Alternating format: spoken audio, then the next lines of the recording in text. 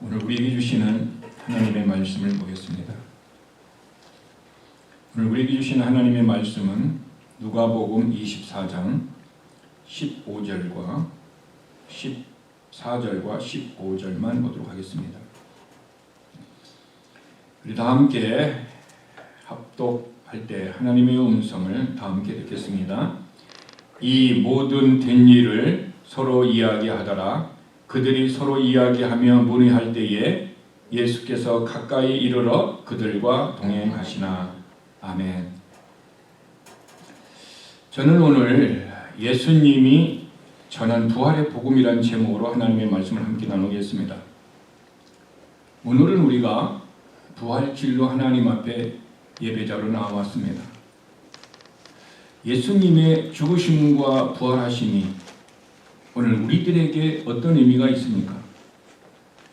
우리들은 왜 예수님의 부활하심을 예배하며 찬양하며 예배자로 나와야만 합니까? 이 부활의 정확한 의미를 우리가 알지 못하고 하나님 앞에 나온다면 우리는 어쩌면 예배자로서의 온전한 모습으로 하나님 앞에 서 있지 못할 수 있다는 것입니다. 예수님은 왜 십자가에 죽으셔야만 했습니까? 예수님은 왜 부활하셔야 했습니까? 예수님의 부활이 없었더라면 우리에게 어떤 은혜가 임하지 않았을까요? 우리들은 이것을 내 마음속 깊이 생각하고 그 의미를 정확히 믿고 있을 때 우리의 가슴은 뜨거워질 것이며 그것 때문에 우리의 마음은 더 감사하는 마음이 더 십자가 앞으로 우리를 이끌 것이며 더 우리는 주님을 찬양할 수 있습니다. 예수님께서 십자가에 왜 죽으셨습니까?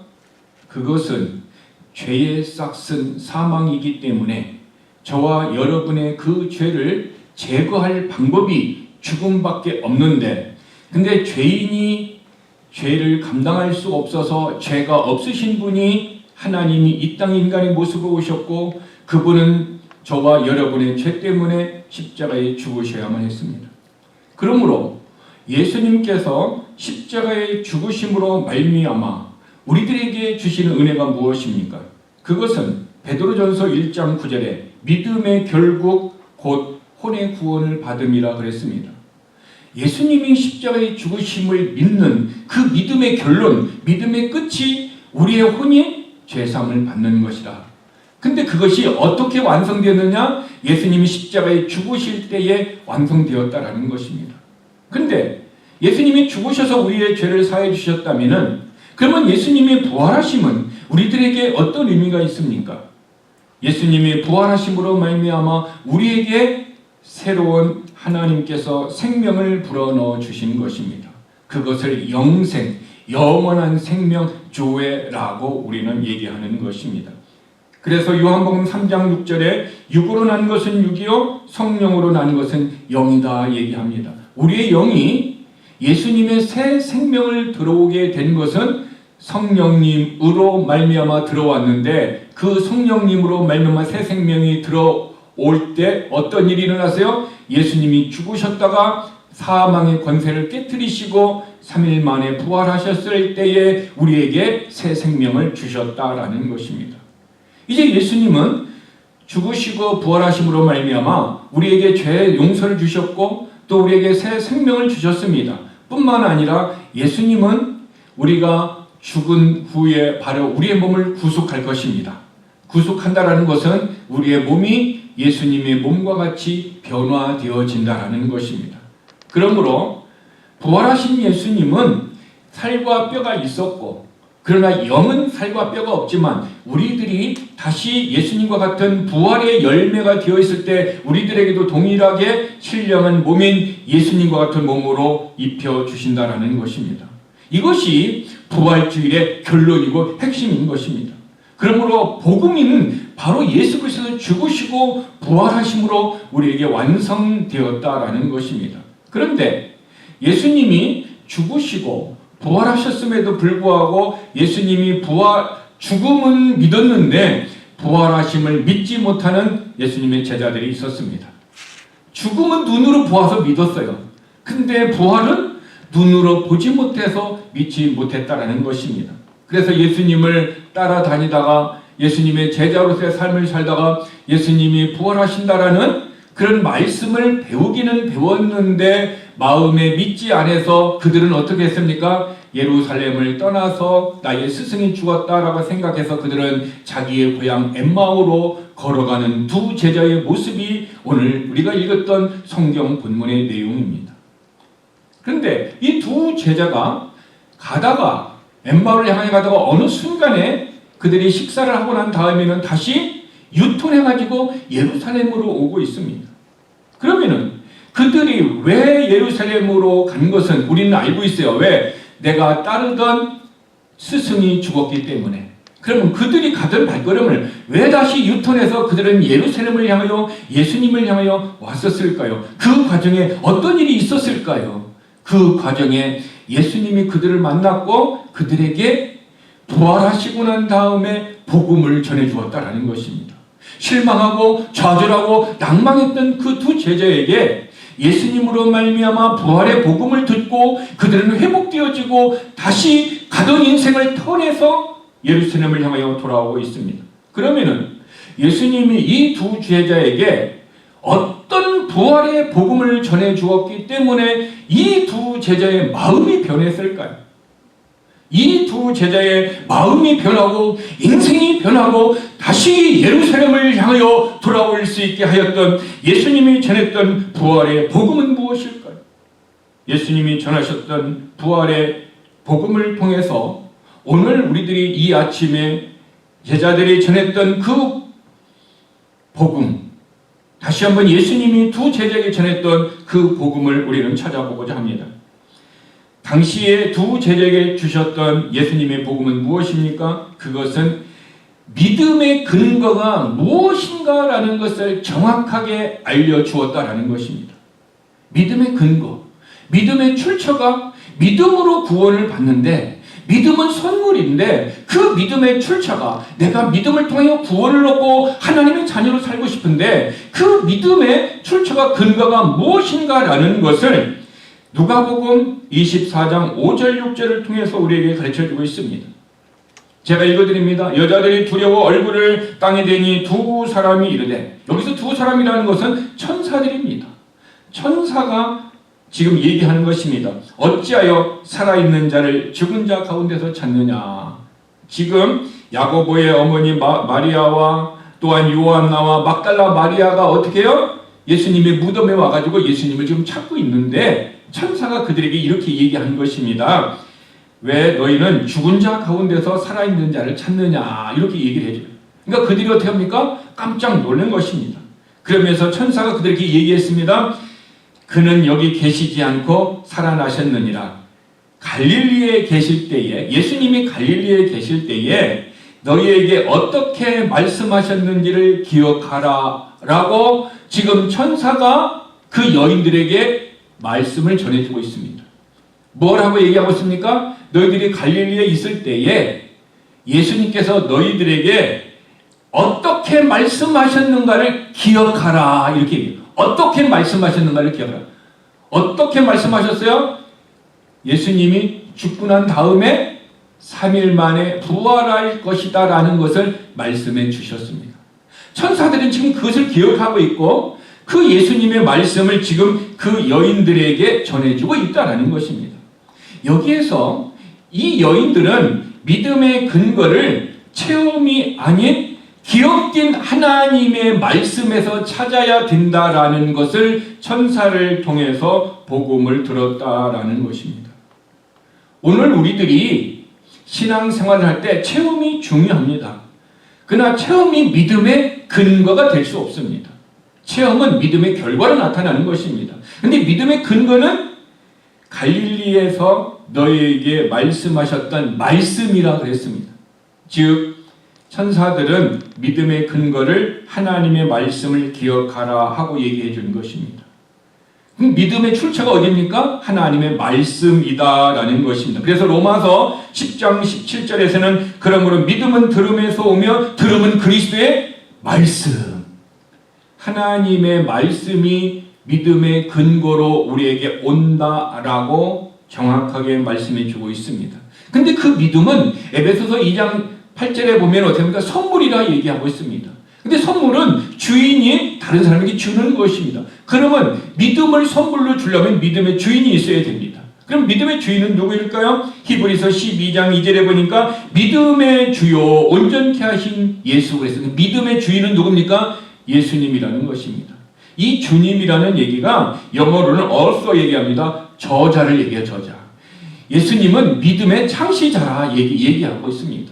믿음의 주인이다라는 거예요. 그래서 우리가 믿음을 얻을 수 있는 방법은 누구에게 가야 됩니까? 하나님 말씀 앞에 나가면은 말씀을 성령님이 우리에게 깨달음으로 주실 때 믿음이 우리에게 주시는 것입니다. 그러면은 사람들은 이렇게 얘기합니다. 아, 나는 믿음이 없어서 이걸 잘 못하겠어. 믿음이 없어서 이 직분도 못하겠고 믿음이 없어서 못하겠다. 그런 말씀을 들어보신 적이 있습니까? 우리는 참 많이 들어요. 근데 그분은 하나 한 가지를 몰라요. 믿음이 없으면은 믿음을 근거, 믿음의 출처가 어디입니까? 하나님의 말씀. 그러면 말씀을 들으면은 말씀이 어떻게 해요? 내게 믿음을 오도록 성령님이 중간에 역사하는 거예요. 그러니까 내가 믿음이 없다라고 하고 내가 큰 믿음을 갖고 싶은 원하는 사람은 어떻게 해요? 말씀을 계속 들어야 됩니다. 계속 말씀을 들으면은 성령님이 역사해서 말씀을 깨닫게 하시고 깨달아진 말씀을 우리 안에 믿음으로 인크리스, 증거하도록 성령님이 도와주시는 것입니다. 그러므로 우리 교회는 믿음이 부족하다 이 얘기는 나는 하나님의 말씀을 잘 듣지 않았습니다. 나는 하나님의 말씀과 관계가 없습니다. 이렇게 얘기하는 것과 동일하다라는 것을 우리는 알고 있어야 합니다. 그런데 현대 교회가 오류에 빠진 것 중에 하나가 있습니다. 그것은 뭐냐면은 믿음의 근거 출처가 말씀인데, 그런데 현대 교회는 문제가 좋은 프로그램을 하고 또 교회에 연예인들이 와서 어떤 좋은 간증을 하면 성도들이 믿음을 증거할 것이고 믿음이 좋아질 것이다 라고 생각을 해서 좋은 프로그램이나 어떤 좋은 간증자들을 세웁니다. 아닙니다. 성경은 믿음은 들음에 의하여 오며 들음은 그리스도의 말씀이라고 정확하게 믿음의 근거를 우리에게 가르쳐주고 있습니다. 그러므로 내가 믿음이 성장한 자가 되려면 하나님의 말씀을 들어야 될 줄 믿습니다. 그런데 물이 많은데 마실 물이 없는 시대가 언제인지 아세요? 홍수가 났을 때 물이 너무 많아요. 근데 정말로 생명을 연장해주는 물을 찾기가 힘들어요. 말씀은 많이 있습니다. 유튜브 안에서 방송 안에서 근데 그것이 다 살아있는 하나님의 말씀일까요? 아니면 누룩과 같은 사단의 말씀도 있을까요? 우리는 그것이 섞여 있다라는 거예요. 그러므로 말씀의 홍수 시대에 살고 있지만 정작 내 영혼이 어떻게 해요? 곤고하고 궁핍한 가운데 있다라는 것은 진짜 내 영혼이 먹어야 할 하나님의 말씀의 양식을 내가 지금 먹지 못하고 있다는 증거인 것입니다. 그러므로 우리 교회는 믿음이 충만하고 믿음이 강하고 믿음의 역사를 통해서 내 삶이 하나님 앞에 헌신의 모습으로 가기를 원한다면 우리는 하나님의 말씀을 계속해서 들어야 될 줄 믿습니다. 이것이 부활의 복음을 천사를 통해서 누구에게? 여인들에게 전해 주었어요. 근데 그것을 성경에 기록해서 오늘을 살고 있는 우리들에게도 하나님의 말씀으로 지혜와 능력을 주는 것을 믿으시길 바랍니다. 그래서 하나님은 가장 중요한 부분들을 성경에 기록해 놓아서 우리로 하여금 믿음 생활을 하도록 했습니다. 또한 예수님께서 부활의 복음을 두 제자들에게 또 전했던 것은 무엇인가?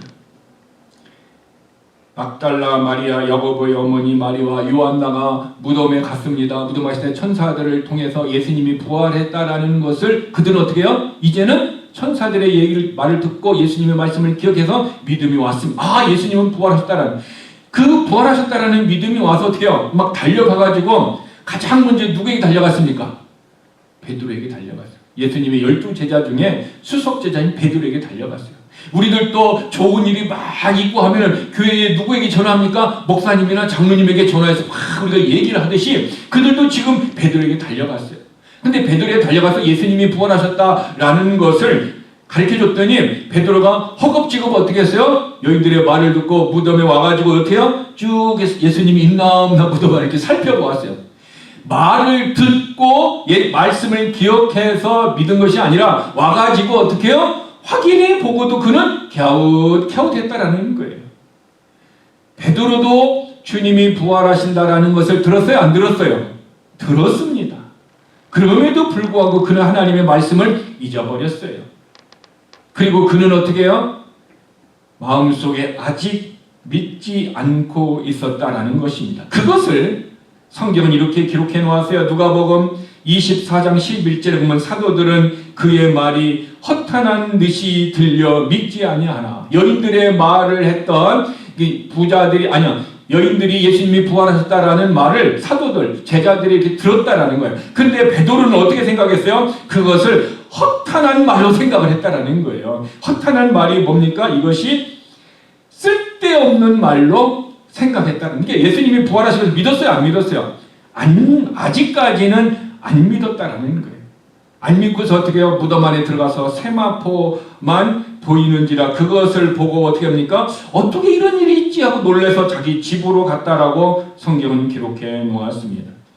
베드로는 빈 무덤이라는 현상을 보고도 예수님이 부활하심을 즉시 믿지 못했습니다. 그는 보는 것이 믿는 것이라는 것을 그들의 마음속에 생각했어요. 보는 것만 믿겠다. 그런 생각이 있었습니다. 그런데 보지 못하고 믿는 믿음이 그의 가운데 아직 없었습니다. 그래서 히브리서 11장 1절은 믿음은 보이지 않는 것들의 증거라고 했습니다. 믿음이라는 것은 어떤 증거라는 거예요. 어떤 증거요? 보이지 않는 그것들에 대한 증거라는 거죠. 이 말은 어떤 의미냐면은 하나님께서 아브라함에게 본토 칠척 아비집을 떠나 내가 지시할 땅으로 가라 그랬습니다. 그 말씀을 들었던 아브라함은 떠났습니다. 갈 바를 알지 어딘지는 갈 바를 알지 못하나 떠났습니다. 무엇만 믿고 떠났어요?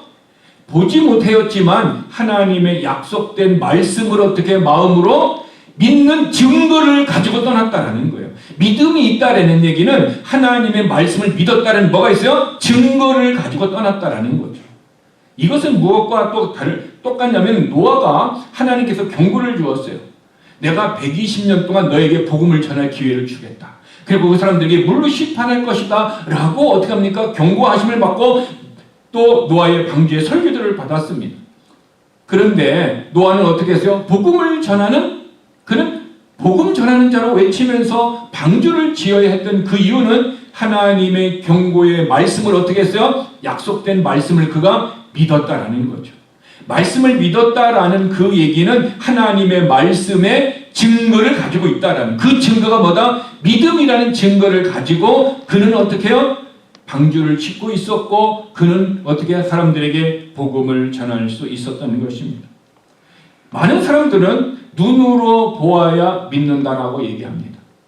그러나 주님은 제자들에게 주시는 얘기는 보지 않고 믿는 자가 더 복되다라고 얘기하는 거예요. 우리는 예수님이 부활하신 것을 눈으로 확인할 수 없습니다. 왜? 물리적으로 시간적으로 이미 2000년 전의 일인 것입니다. 그런데 그것을 보지 못했어요. 부활하신 것을. 근데 우리가 어떻게 그 증거를 가질 수 있습니까? 예수님이 부활하셨다는 증거를 다른 사람에게 우리가 전해드리잖아요. 근데 그것을 어떤 증거를 가지고 있을까요? 그것을 믿음으로 증거를 갖는 거예요. 예수님이 보지 않았어요. 우리가 부활하셨다는 것을 보지 않았지만 그것을 하나님이 약속된 말씀에 의해서 내가 믿음으로 증거를 가졌다. 그래서 믿음은 증거다라는 거죠.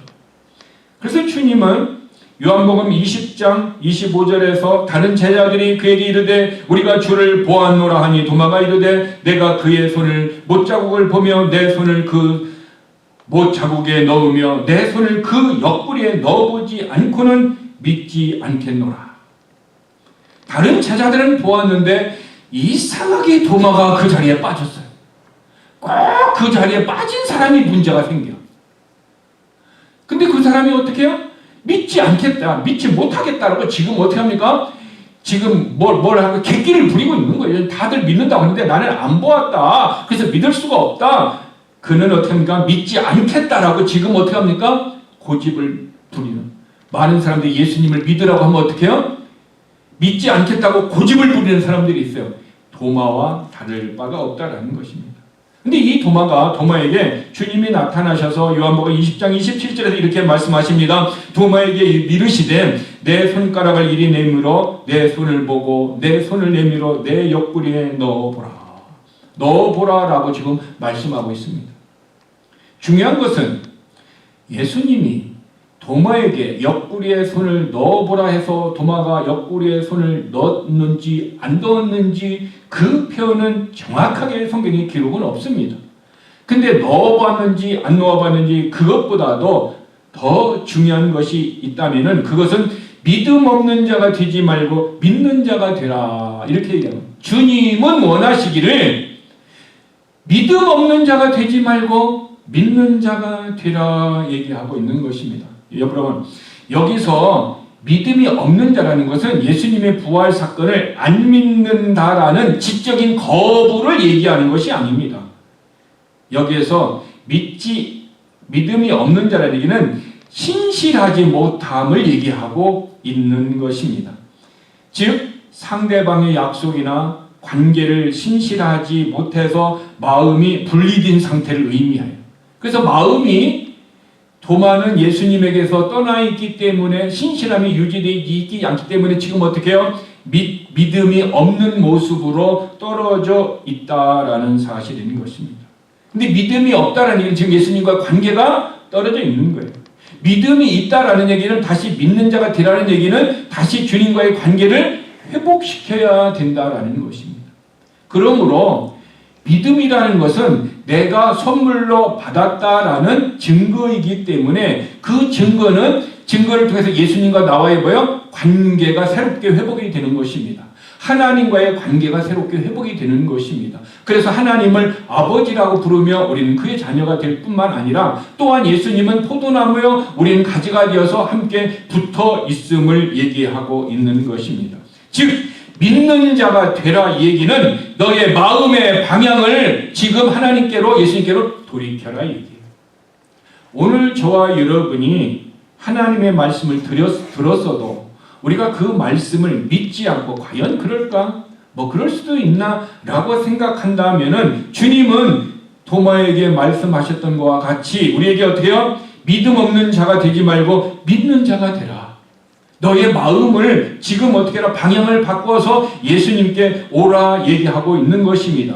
이제 예수님과의 신뢰 관계를 다시 회복되라. 다시 내 마음에 들어오고 내가 너 안에 들어가서 관계를 회복시키자라고 얘기하는 것입니다. 그러므로 결국 저와 여러분이 이 부활 주일에 다시 우리의 마음의 방향이 예수님과의 도마와 같이 떨어져 있다면은 다시 예수님과 마음이 하나가 되어야 될 줄 믿습니다. 그래서 믿음이다라는 얘기는 예수님과 나와가요 묶여 있다라는 의미를 방향이 같이 있으니까 묶여 있다는. 여러분 2인 삼각이다라는 게임을 아세요? 두 명이 우리가 다리가 4개가 있는데 4개를 어떻게 해요? 2개를 묶어가지고 3개가 되어서 같이 걷게 하는 거죠. 즉 예수님과 나와가 이제는 붙어 있어서 이렇게 같이 갈아가는 것, 이것을 믿음이다라고 얘기하는 것입니다. 결국 믿음은 묶여있는 신뢰입니다. 묶여있는 신뢰. 예수님과 나와의 신뢰의 관계를 통해서 묶일 수 있는 것은 믿음이다라는 것입니다.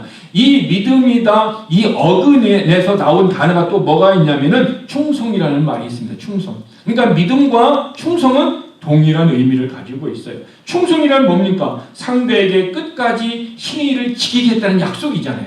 끝까지 내가 신의를 지키겠다. 즉 나와 예수님과 내가 예수님을 믿어서 이 도마같이 믿지 않겠다고 떨어져 나왔지만 다시 믿으라는 얘기는 너와 나와 이제 신의 관계가 되어 꽁꽁 묶여가지고 이제는 떨어져서는 안 된다. 이것이 믿음이다라는 것입니다. 그러므로 믿음이다라는 것은 대상이 있어야 되고 그 대상에게 나와의 삶과 어떻게 결합되어지는 거예요. 그 대상이 누굽니까? 예수 그리스도입니다. 예수 그리스도와 나와 결합되어져서 하나가 되는 것, 이게 믿음이에요. 믿음으로 산다라는 것은 결국 내 생각으로 사는 것이 아니에요. 누구의 생각? 예수님의 생각으로 살아가는 거예요. 근데 예수님의 생각을 우리가 어떻게 할까요? 예수님의 마음을 성경에 기록해 놓으셔서 기록된 말씀으로 따라 살아가는 것이 믿음으로 살아가게 되는 것입니다. 즉 예수님은 기록된 하나님의 말씀에 권위를 주고 계시고 이 권위를 가지고 믿는 자에게 따르는 자에게 하나님의 놀라운 역사가 임하도록 하나님은 역사하시는 것입니다. 그래서 천사들도 전했던 하나님의 말씀을 기억하라 얘기하고 있고 오늘 우리들이 하나님의 말씀을 기억하고 알기 위하여 성경에 계시된 하나님의 말씀을 주셔서 우리로 하여금 말씀을 통하여 믿음을 가지라라고 얘기하는 것입니다. 근데 문제는요. 이 엠마오로 가던 두 제자가 영적인 눈이 어떻게 됐어요? 닫혀 있다라는 거예요. 그래서 누가복음 24장 16절 보면은 그들의 눈이 가리워져서 그인 줄 알아보지 못한다. 지금 예수님과 동행하면서 얘기하고 가고 있는데 눈이 가리워져 가지고 지금 예수님인 줄 알지 못한다라는 거죠. 눈이 가려져 있다라는 얘기는 눈이 어떻게 합니까? 뭔가가 강하게 붙잡혀 있다 그래요. 영어로는 홀드라는 단어를 쓰는 거예요. 홀드되어 있다라는 거예요. 붙잡혀 있다라는 거예요. 내 힘이 아니라 외부의 어떤 힘에 의해서 내 눈이 지금 어떻게 해요? 붙잡혀 있어서 예수님을 알아볼 수 있다 없다? 없다라는 거예요. 오늘 우리들도 천사를 만난다 할지라도 예수님이 천사의 모습으로 오셔서 우리에게 보인다 할지라도 내 눈이 가려져 있으면은 뭔가에 붙잡혀 있으면은 예수님을 예수님으로 우리는 어떻게 해요? 알아보지 못해요. 제가 이 말씀을 생각하니까 어렸을 때 있었던 일이 생각이 나네요. 어렸을 때 걸어가는데 전철인가 타는데 전철 바닥에 그 당시에 500원짜리인가 바닥이 있었어요. 근데 나만 발견한 것이 아니라 사람들이 많이 지나가는데 나만 발견한 것이 아니라 저쪽에서 그 사람은 둘이 동시에 발견했어요. 동시에 딱 발견해서 동시에 허리를 탁 숙였어요. 근데 제가 먼저 딱 잡았어요. 근데 그분이 이렇게 얘기하는 거예요. 그거 아직 너 거냐? 이렇게 물어보는 거예요. 그래서 저도 거짓말했어요. 내 겁니다. 라고 거짓말을 했어요. 그러면서 그때는 몰랐어요. 그리고 시간이 한참 흐른 후에 제가 어른이 된 후에 생각해 보았습니다. 왜 돈이 있는데 다른 사람은 그것을 못 보았을까? 왜 누구는 그것을 보았을까? 다른 사람들이 눈이 홀드, 뭔가에 붙잡혀서 가려져서 못 봤다는 거. 이것이 무엇과 똑같냐면요. 교회 안에서도 뭔가가 지저분하고 어떤 것이 있으면 어떤 사람의 눈에는 그것이 다 보여. 근데 어떤 사람은 안 보여. 똑같은 눈을 가지고 보는데 어떤 사람은 보이고 어떤 사람은 안 보여. 이거 바로 제자들과 같이 뭔가 지금 외부의 힘에 의해서 그의 눈이 홀드, 뭔가 붙잡혀 있어서 보아도 보지 못하, 들어도 듣지 못하는 영적인 단계에 있다라는 것을 우리는 알 수가 있어요. 그래서 여기가 가려져 있다라는 것은 문법적으로 수동태를 가지고 있어요. 수동태라는 것은 내 의지와 상관없이 외부의 힘으로 말미암아 내가 지금 볼 수 없다라는 거죠. 그러니까 하나님은 잠시 그들의 눈을 어떻게 해요? 예수님이 가리워져서 예수님을 못 보게 하는 거예요. 근데 그들의 눈이 홀드되었어요. 가리워졌어요. 뭔가가 붙잡혔어요. 그런데 그들의 눈이 어떻게 해요? 같이 오픈됐어요. 열렸습니다. 어떻게 열렸습니까? 성경에 보니까 31절에 보면은 그들의 눈이 밝아져 그인 줄 알더니, 그래서 눈이 어떻게 해요? 밝아져서 오픈되었다라는 거죠. 근데 눈이 홀드되었다가 다시 눈이 오픈되는 이 과정 속에서 중간에 어떤 일이 있었습니까? 예수님이 그들에게 하나님의 말씀을 풀어서 가르쳐 주었다라는 거죠. 무슨 얘기입니까? 홀드와 오픈이라는 중간 안에 히어링이 있었던 거예요. 무엇을 들어요? 하나님의 말씀을 들었을 때에 비로소 내가 눈이 열렸고 그때 어떻게 됐어요? 그들의 마음이 뜨거워졌다. 하트 본. 지금 그들의 마음이 막 뜨거워졌다. 그리고 그들이 예수님인 줄 어떻게 해요? 알게 되었다라는 거예요. 영이 열리고 예수님을 볼 정도로 그들이 영적인 눈이 오픈되고 또한 그들이 하나님의 말씀을 통하여 지금 가슴이 불타고 있는 거예요. 또한 그들이 예수님인 줄 아는 깨달음이 순간적으로 왔습니다. 어떨 때 왔습니까? 하나님의 말씀을 들을 때 왔다는 거예요. 바로 이 부활하신 예수님이 그들에게 전한 것은 기록되어진 하나님의 말씀을 그들에게 전할 때 그들의 마음이 뜨거워지고 하나님을 알게 되고 그들의 눈이 열렸고, 그래서 그들은 어떻게 했어요? 자기들이 가는 그 길이 잘못된 길이라는 것을 깨닫고 뒤를 돌아서 예루살렘을 향하여 인생의 방향을 터냈다라는 것입니다. 눈이 가려져 있을 때는 그들은 예수님인 줄 알지 못했습니다. 그러나 눈이 열렸을 때는 어떻게 했습니까? 예수님인 줄 알았습니다. 하나님의 말씀이 우리의 마음을 뜨겁게 하고 우리가 하나님을 알게 하고 믿음을 주시는 것이다. 그래서 믿음은 들음에 의해서 오며 들음은 그리스도의 말씀이라는 이 믿음의 근거의 말씀이 우리에게 엄청나게 중요한 것입니다. 그러므로 이 부활 아침에 우리도 또 이 엠마오에 가로간 두 제자와 같이 하나님의 말씀을 들을 때 뜨거워지면 얼마나 좋겠습니까? 하나님의 말씀을 들을 때 언더스탠딩해져서 하나님 예수님을 바르게 알고 능력과 하나님의 성품을 바르게 알면 얼마나 좋을까? 그러므로 우리는 어떻게 해야 합니까? 눈이 밝아지고 눈이 오픈돼서 그런 것을 알도록 하나님 앞에 기도하며 또한 어떻게 합니까? 하나님의 말씀을 들어야 될 줄 믿습니다. 하나님의 말씀을 들을 그때에 하나님의 역사가 일어나는 것입니다. 그래서 그들은 눈이 열려서 다시 예루살렘으로 왔습니다. 그런데 주님은 이 부활의 복음을 또한 다른 제자들에게 주면서 그 부활의 복음 내용 중에 이 내용이 있습니다. 예수님이 책망이 들어있다는 것입니다. 예수님은 누가복음 24장 25절에서 이르시되 미련하고 선지자들이 말한 것을 마음에 더디 믿는 자들이요. 두 제자들이 얘기합니다. 그럼 기록되어진 하나님의 말씀, 선지자들의 말한 모든 구약의 말씀을 얘기하는 거죠. 근데 그들의 마음, 하나님의 구약의 말씀을 어떻게 해요? 더디 믿는다. 더디 믿는다. 여러분, 더디 믿는다라는 것은 믿는다는 것입니까? 안 믿는다라는 것입니까? 어떤 의미를 가지고 있습니까? 이것은요, 믿으려고 하는데 복음은 알고 있는데 지체하고 있다라는 개념이에요.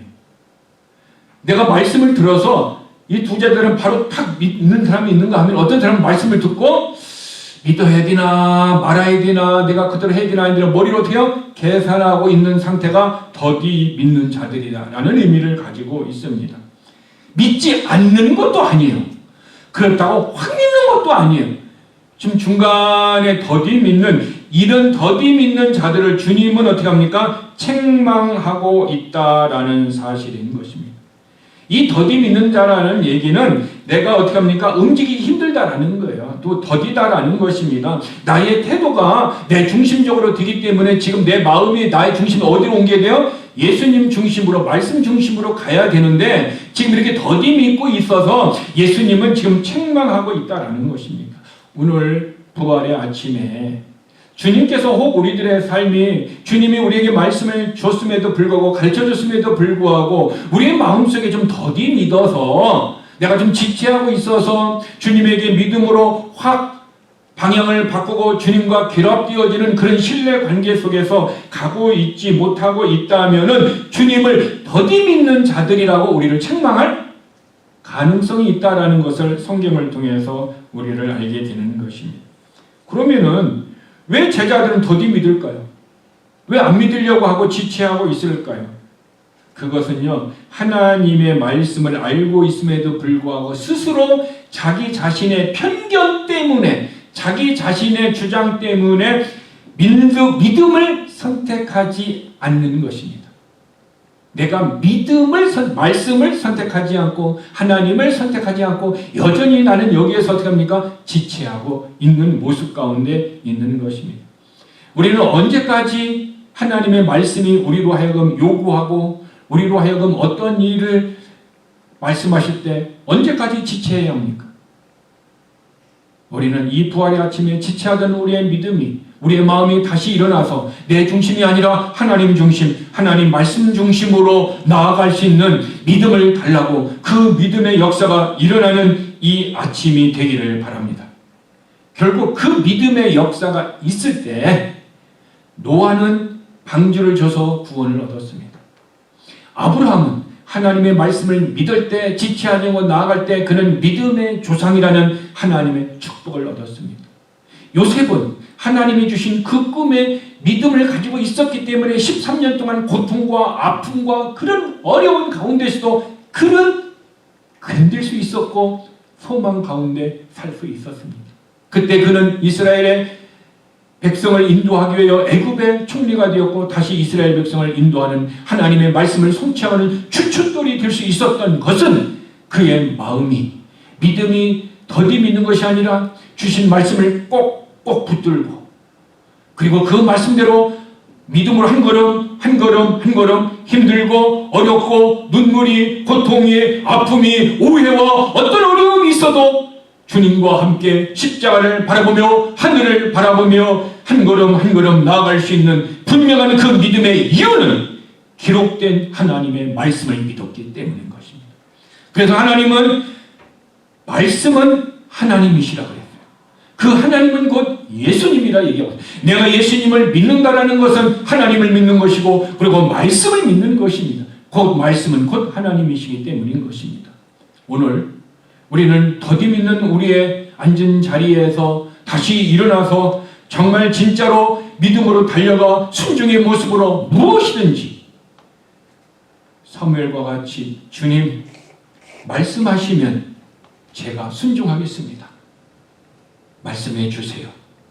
이런 믿음의 고백을 하고 이런 기도를 통해서 저와 여러분이 달려간다면 우리에게 주셨던 수없는 하나님의 말씀이 다시 한번 우리의 마음속에서 기억으로 하나님이 소생시켜 주실 것이고 그 말씀에 다시 믿음이 되어 능력이 되어서 우리의 문제를 해결하게 하시고 홍해 바다가 갈라지듯이 우리 앞에 있는 문제도 갈라질 것이며 이스라엘 백성이 40년 동안에 농사를 짓지 않았어도 하늘에서 떨어지는 천사들이 먹는 그 만나를 통해 그들이 40년간 그들의 양식을 해결해 주셨던 하나님의 그 전능하심이 믿음 있는 우리들에게도 동일하게 역사하실 줄 믿습니다.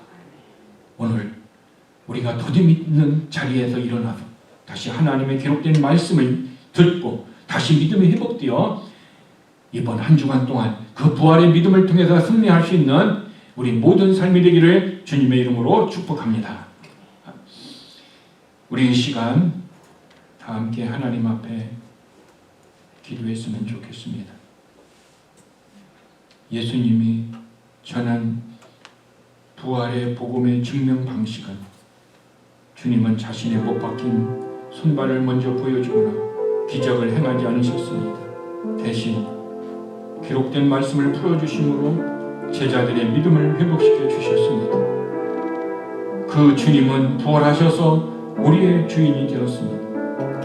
그 주님은 지금도 성령님을 통해서 기록된 말씀을 우리들에게 깨닫게 하여 주시고 그리고 그 말씀을 들을 때 우리의 말씀이 다시 뜨겁게 타올라서 믿음을 회복시켜 주시는 왕이십니다. 생명의 주인이십니다.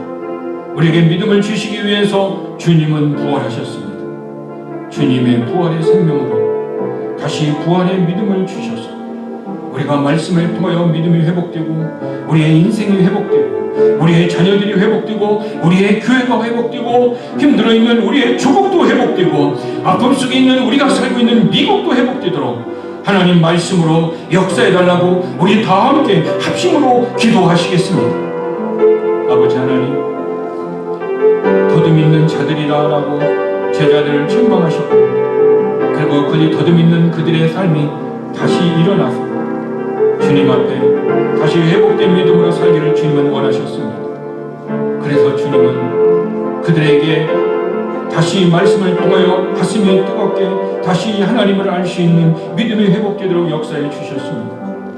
오늘 우리들에게도 오늘 우리 교회에게도 하나님 말씀을 들을 때 우리의 마음이 뜨거워지게 하시고 다시 믿음을 회복시켜 주시옵소서. 기록된 하나님의 말씀의 권위를 우리가 믿음으로 받아들이고 그 말씀에 따라서 순종함으로 말미암아 우리의 삶이 모세가 주의 말씀을 듣고 기도함으로 말미암아 홍해의 바다가 갈라지는 그 믿음을 모세가 발휘하였다.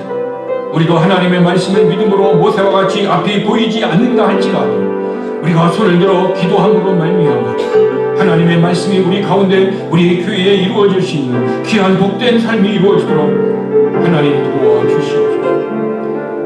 올바른 말씀으로 하나님의 말씀을 대하고 그 마음으로 가리워졌던 우리의 눈이 열려지게 하여 주시고 우리의 눈을 붙들었던 외부의 세력이 떨어져 나가게 하여 주시고 다시 우리의 영적인 눈이 오픈되어져서 예수님의 말씀을 깨닫고 또한 예수님을 알아보고 완전히 열림으로 말미암아 우리가 무지해서 다시 유일한 하나님의 말씀의 도구를 통하여 하나님의 축복의 도구로 될 수 있도록 하나님 도와주시옵소서. 미련하고 선지자들이 말한 것을 마음에 더디 믿는 자들다 라고 책망하셨던 주님의 책망이 이제는 우리의 책망이 되지 않기를 원합니다. 이제는 우리가 다시 일어나 내 중심 안에서 오직 하나님의 말씀을 중심을 따라서 순종하며 살아가시는 우리 모든 성도들이 이 부활의 아침이 되도록 하나님 축복하여 주시옵소서. 하나님 오늘 이 부활주일에 주님 앞에 나와 귀한 예물을 드렸습니다. 우리의 기도의 제목을 드렸습니다. 우리의 마음을 드렸습니다. 받아주시옵소서. 땅에서 드렸지만 하늘에서 받아주시고 하늘에서 받으신 하나님이 하늘의 문을 열어서 이 땅에 살아가는 우리들에게 하나님으로 부유하게 하시고 믿음으로 부유하게 하여 주시옵소서. 우리의 몸이 강건함을 회복되도록 도와주시고 우리의 환경이 열려지게 하여 주시옵시고 오직 하나님의 방식, 하나님의 뜻, 하나님의 역사하심 속에서 살아갈 수 있는 그런 은혜의 삶이 되도록 하나님 축복하여 주옵소서. 주일 아침에 드렸던 귀한 우리의 예물을 하나님 받아주시고 우리의 몸을 받아주시고 우리의 믿음을 받아주시옵소서. 그리고 우리들에게 30배, 60배의 100배로 갚아주셔서 우리의 남은 인생이 주님을 향하여 드리며 우리의 인생을 드리며 우리의 마음을 드리며 믿음을 드리기에 부족하면 귀한 복된 인생이 될 수 있도록 성령의 충만함으로 성령의 능력으로 늘 우리를 충만케 하여 주옵소서. 결코 우리의 마음이 세상에 사탄에게 빼앗기지 않고 오직 하나님에게 우리의 마음을 드리시는 그런 믿음의 역사가 이번 한 주간 동안 열려지도록 성령의 기름 부으심이 충만하도록 부어 주시옵소서. 예수님의 이름으로